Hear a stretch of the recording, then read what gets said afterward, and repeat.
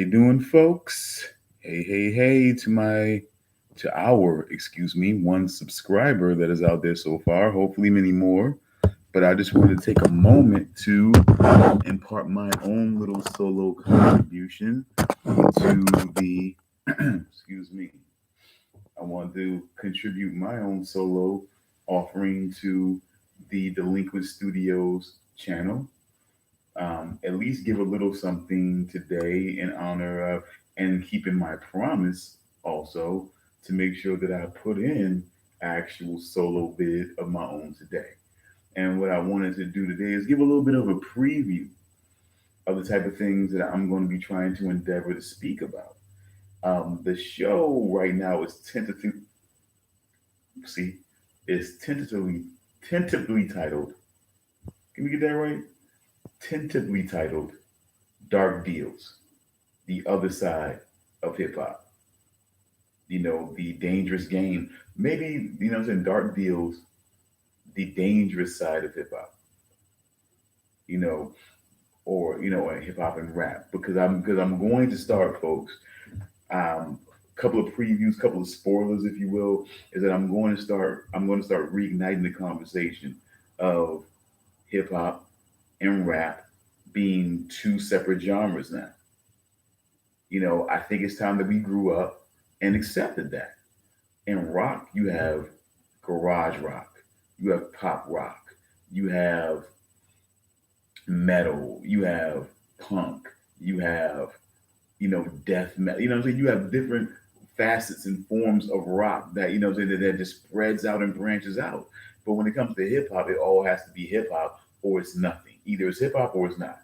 And that's not the way it is. I mean, people can feel that way that it either is hip hop or it's not, and they're only looking at hip hop. I get that, and there are some people who feel like that we have to be able to call out what it is, and that if it's mainstream rap that we're dealing with here, that we have to call it mainstream rap. I think I'm one of those people who feel like it has to have a face put onto it, and that face is mainstream rap or rap music, whatever you want to call it.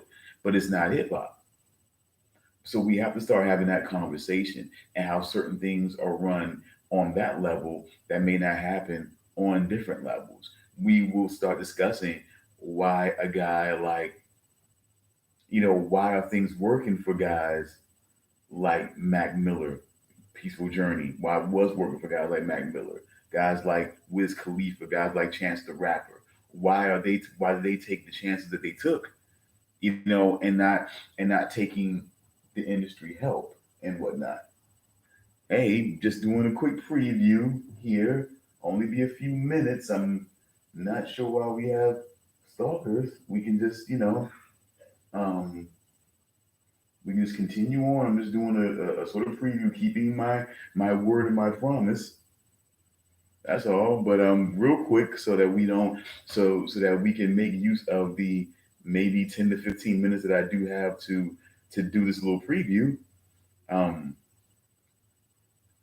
let's basically get into some of the things that we're going to be speaking about. Now, the Dark Deals idea is that I'm going to be speaking on different aspects and eras of hip hop, some of the more controversial things, rumors and issues that people may not have heard about, some things that were murmured about in the past that people may not have gotten, any media source, that was really willing to speak up and really, really take a stance on some of the information and issues that may be out there. And that's very, very interesting that we bring that up because I am going to run by my creative partner 7 Day that the next week's show, the next week's episode of the show, episode 2, we should be speaking about the media's impact on hip hop and rap and things of this nature, and how urban media, how they've helped or hurt the cause overall. I'm willing to make that the initial, because we had the first episode was like our coming out party. I mean, hey, take it as a joke. Have a good sense of humor about it. It's funny for real. But anyway, but that was our, great, I'm saying, great duos in hip hop. And, it just it's something that we wanted to put out. It was fun. And we were a duo coming together, and it was just something fun to do. But now, what we want to go ahead and do now is start breaking down hip hop and music and different aspects of it, and really making it a fun show, but really also making it an interesting and thought provoking show. We think we can accomplish all of that. So, but let's just see here. But let's just go ahead and get into one of the previews that, as you can see here, I'm wearing a Run DMC T-shirt. You know, definitely somebody that's in my list for those of you who want to know and who may be wondering, who may be looking at this video and wondering what else do you have in there. I have a Jimi Hendrix T-shirt, by the way. I have a Red Hot Chili Peppers T-shirt, Avenged Sevenfold. I have, excuse me, Foo Fighters. I have Pink Floyd. I have, wow, okay, I have David Bowie. And I also have, let's see, any more band stuff here? The Ramones, by the way. I have the Ramones and Nirvana.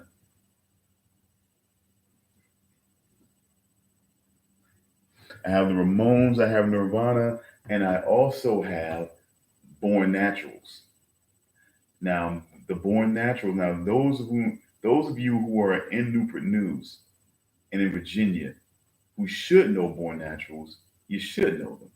And those of you who are in Virginia who claim to be VA representatives and don't know about the Born Naturals, I'm gonna go ahead and revoke your card and say you're not really VA representatives if you don't know about the Born Nats. I'm just gonna put that out there. Unless you're just way too young to know about that, then you got whack people around you that ain't put you up on the history of what was really going on around here. But anyway, that will also be a show that I'm gonna do. Now I'm not sure if I'm gonna do that show here or on my personal channel, that the Heronatus Williams channel, or maybe I might do H Will, channel. Maybe I might do that. But we'll see. We'll just see how I adjust that, and we'll just keep moving from there. But at any rate, um, just want to take a moment to honor again, in the light of Nipsey Hussle, another person who's definitely going to make his name, and really, as someone that was really trying to put himself as far as a legacy, even calling himself, this, I'm saying, the Tupac of his era. And, I hate that he had to say that, because we really didn't want this type of situation to be a part of that whole, like Tupac, the Tupac of his era type of situation. We didn't want that to be the situation. But, you live and you learn. And then in the light of this person, Triple X Tentacion, um, a lot of these guys who are getting killed, and who were burgeoning on careers and find themselves in trouble, and find themselves in a lot, and find themselves. I mean, this it's really a very interesting time, a very scary time, a very. I'm just not sure where we're headed, and that's why I'm trying to bring this stuff back up, man. Because if we don't start getting back into our heads of really questioning why these things are happening, why this one is one of those prime examples. Jam Master Jay is one of those prime examples of why does something like this have to happen. Jam Master Jay, folks, the DJ, producer, I mean, this is the guy, Jam Master Jay rocking without a band. You know what I'm saying? They didn't need a band. They always let people know we were the kings of rock. We didn't need a band because we got Jam Master Jay behind us that can make all our music and do what we need to do so that we can be the kings of rock. So fuck all that. So fuck all that band shit. We got this. But Jam Master Jay was essential. He helped. What I'm saying? He was part of them gaining their look. He was also, I mean, he was definitely someone who was that equal third part.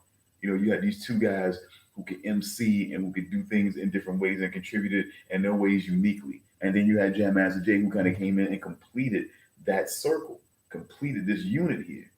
And to have someone be buzzed in to his private studio,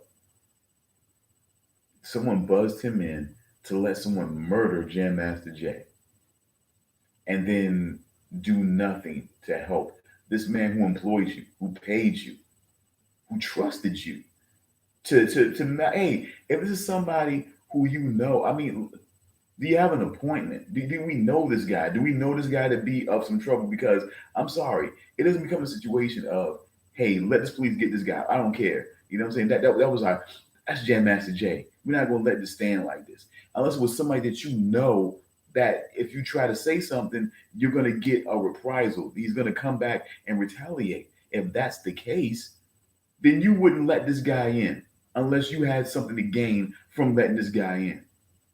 That's part of the situation, but we're going to discuss it more. I'm going to research more. I'm going to bring you more information than just me ranting.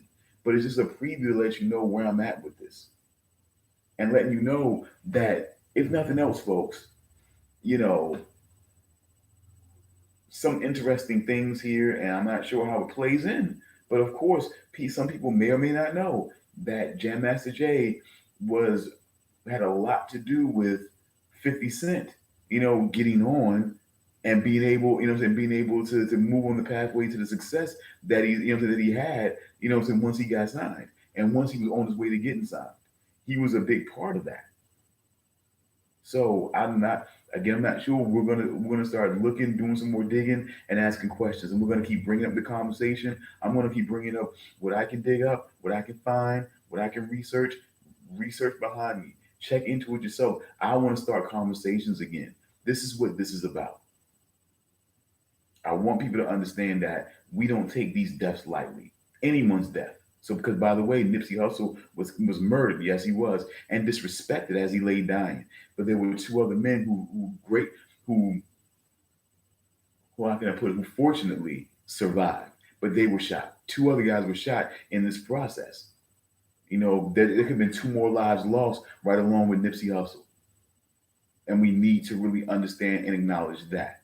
So I'm going to be doing some more digging. I'm going to be doing some more looking. I'm going to be seeing what's happening right now. And maybe instead of telling the story about any facts, any more information that might lead us to understand why this happened to Jam Master Jay, maybe it might be a shit on session when it comes to the NYPD, when it comes to the hip hop community at large, when it comes to the New York community at large, when it comes to the New York media community at large, that the legend like Jam Master Jay from Run DMC, you know, can be murdered in his own studio, and no one feel it within themselves to want to step up and do something and bring justice to this man who definitely, if there was anyone in this lifetime who deserved justice for, you know, for a heinous violation such as this, it's Jam Master Jay. I'm going to do some more digging, and this is not over, and there will be more shows like this, folks. For those of you who think that it was simple and it was a new time with the Sugar Hill Gang, it's not. It may be a new genre of music. It may be a new group that was trying to usher it in, but it was the same old industry tactics that came calling when it came to the Sugar Hill Gang and the birth of hip hop. You know, and we're going to keep going on and on with this, folks. We're going to keep on going, you know, on and on to the issues. You know, we're going to go through a lot of issues, a lot of shady situations, a lot of things that don't really get discussed all too much. They get rumored about, they get spoken about in music, but no one really takes the time and says, what really happened here? What was really the issue between these particular people? Like, what was really the issue between the Locks and Puffy? What was the real story when it came to Shine and Puffy? You know, there's a lot of things in hip hop, you know, that we can just keep on, you know, that people get swept under the rug. But at some point, that rug is going to get way lumpy, and we got to start dealing with what's under there. So, but bottom line, we're going to get into that. Also, we're going to get into it's a little preview. We're going to be getting into this guy. You can see him. This guy right here. We're going to try to keep it back here so as to not violate any rules. But you can see it. This is this guy right here, Tupac. We're going to get into this. We're going to get into well, we've heard this before. I'm not getting into whether he's alive or dead. I'm not going to get into, his beefs or anything like that. I'm going to get into the fact, folks, that there's a reason why Tupac was cranking out album after album at a rapid rate, folks. Many people know why. Many people know why, but some people don't. There was a reason why he was cranking out albums at a rapid rate. And out that's not really a big spoiler. He wanted to go out on his own. He wanted to go out on his own. He wanted to start his own label, sign his own guys. He was always shouting out guys. OFTB, you know, the Outlaws, things like that. So he was always looking to put those guys on. He was always looking to get those guys the kind of fame and notoriety that he was having. So it was all about kind of putting that out there and doing his label his way. And there were some people that didn't want it happen. Now people, it should not. Okay, but then it starts to go deeper than that, folks. There's recent, not recent, but a few years ago, I believe Nick Broomfield was director of a recent documentary, and that documentary was not what other documentaries on Tupac and Biggie were. And it revealed some things that really got me thinking, that ties into things that I was experiencing before. And it really kind of surprised me as to how things have really shifted. We'll discuss this. We'll also discuss, we're also going to discuss, of course, this guy. We're going to discuss the notorious B.I.G. We're going to discuss that, folks. That same documentary, new information came to light.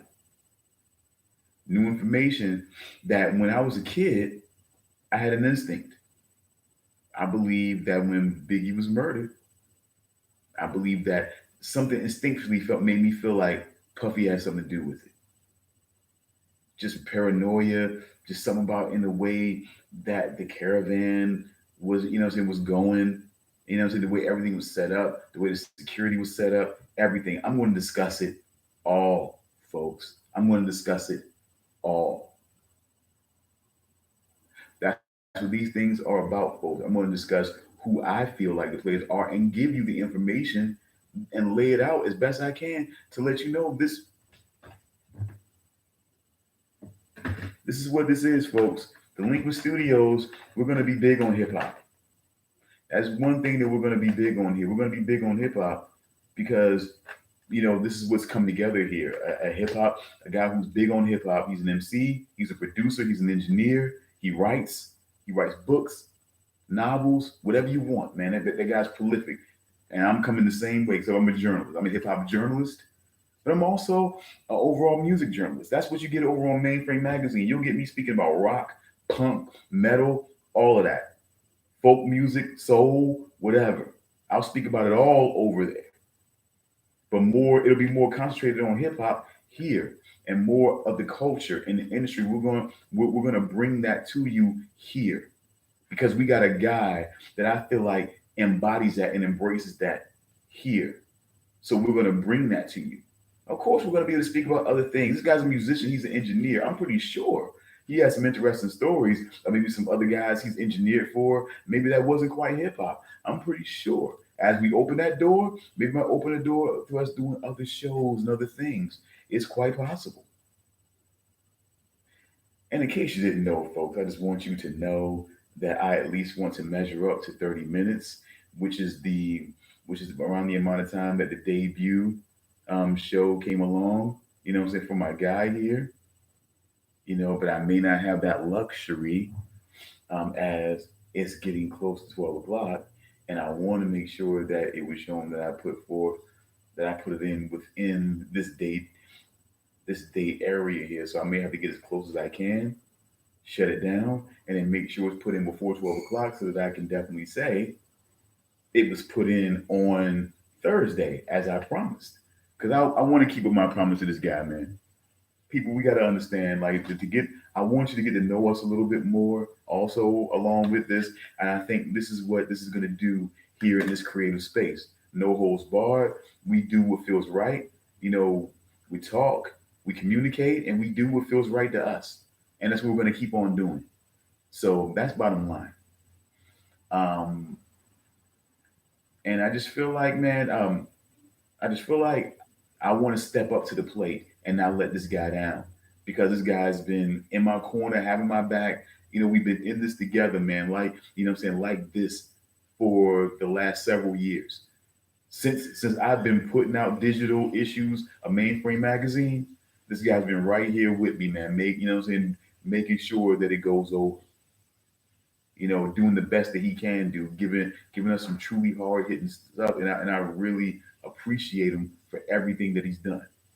And now here we are doing Delinquent Studios, and I want to make sure that I'm on point and that I don't bullshit, and that this guy knows I'm in your corner. We're going to step it up. We're going to be on the same level. We're going to have the same drive, and we're going to get this money because we got people to take care of. We got things that we want to do. We want to be able we want to be able to have more of an influence and more of a sway in what goes on in this industry. We need to.